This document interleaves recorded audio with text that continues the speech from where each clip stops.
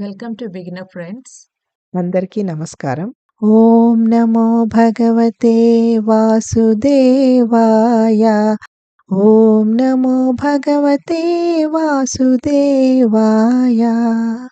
భగవద్గీత పారాయణలో ఈరోజు 4వ అధ్యాయము జ్ఞానయోగము. మొదటి శ్లోకము. శ్రీ భగవానువాచ ఇమం వివస్వతే యోగం ప్రోక్తవానహమవ్యయం వివస్వాన్మనవే ప్రాహ మనురిక్ష్వాకవే బ్రవీత్.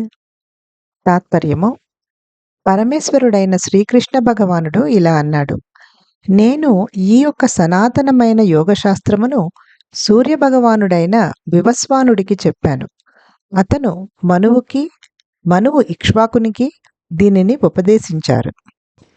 అర్జునుడికి తను అనుగ్రహించే ఆధ్యాత్మిక విజ్ఞానం యొక్క విశ్వసనీయత, ప్రాముఖ్యతని ఈ శ్లోకంలో శ్రీకృష్ణుడు స్థిరపరుస్తున్నాడు. తను ఉపదేశించే ఈ జ్ఞానం కేవలం అర్జునుడిని యుద్ధం కోసం ప్రేరేపించే సౌలభ్యం కోసం అప్పటికప్పుడే పుట్టించింది కాదు అని శ్రీకృష్ణుడు వివరిస్తున్నాడు. శ్రీకృష్ణుడు మొట్టమొదట వివస్వానుడికి అంటే సూర్యభగవానుడికి ఇదే యోగశాస్త్రాన్ని బోధించాడు. అతను మానవజాతికి మూలపురుషుడైన మనువు దానిని సూర్యవంశ ప్రథమరాజైన ఇక్ష్వాకుడికి బోధించారు. ఇది జ్ఞాన సముపార్జన యొక్క అవరోహణ క్రమం. ఈ పద్ధతిలో జ్ఞానంపై సంపూర్ణ ప్రామాణ్యము కలిగిన వారు దానిని తెలుసుకోగోరిన వారికి ఆపాదిస్తారు. దీనికి భిన్నంగా ఆరోహణ క్రమ జ్ఞాన సముపార్జన పద్ధతిలో విజ్ఞానాన్ని పెంపొందించుకోవడానికి స్వంత ప్రయత్నం ద్వారా పరిశ్రమించాల్సి ఉంటుంది. ఈ ఆరోహణ క్రమ పద్ధతి కఠినమైనది, లోపభూయిష్టమైనది మరియు చాలా సమయం తీసుకుంటుంది. ఈ ఆరోహణ పద్ధతి అనేది పరమసత్యాన్ని తెలుసుకోవటానికి పనికిరాదు. దివ్యజ్ఞానాన్ని స్వీయ పరిశ్రమ ద్వారా సృష్టించవలసిన అవసరం లేదు. అది భగవంతుని యొక్క శక్తి ఎలాగైతే అగ్ని ఉన్నప్పటి నుండి దాని వెలుగు, వేడిమి ఉంటాయో, దివ్యజ్ఞానం భగవంతుడు ఉన్నప్పటి నుండి ఉంది. భగవంతుడు మరియు జీవాత్మ రెండు కూడా సనాతనమైనవి. అలాగే జీవాత్మను భగవంతునిలో కలిపే యోగశాస్త్రము కూడా సనాతనమైనదే. తాను అర్జునుడికి తెలియజేసే ఈ యోగ విద్యాజ్ఞానం సనాతనమైనది మరియు ప్రాచీన కాలంలో అవరోహణ క్రమంలో గురువు నుండి శిష్యుడికి పరంపరగా అందించబడింది అని శ్రీకృష్ణుడు అంటున్నాడు.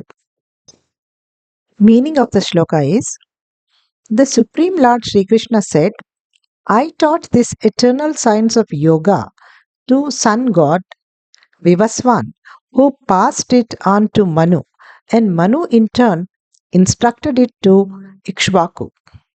In this verse, Sri Krishna establishes the credibility and importance of the spiritual wisdom he is bestowing on Arjuna.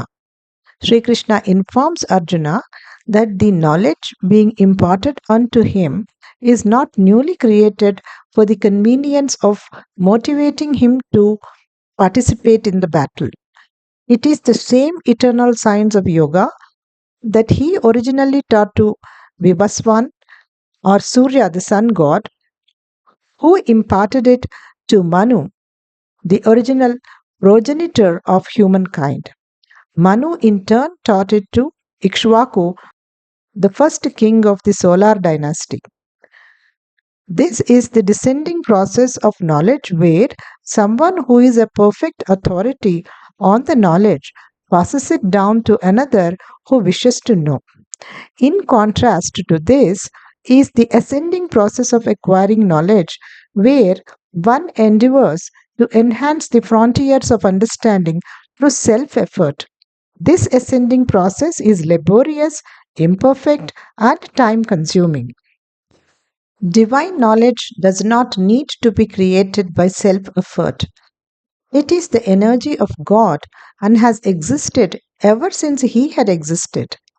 Just as the heat and light are as old as the fire from which they emanate.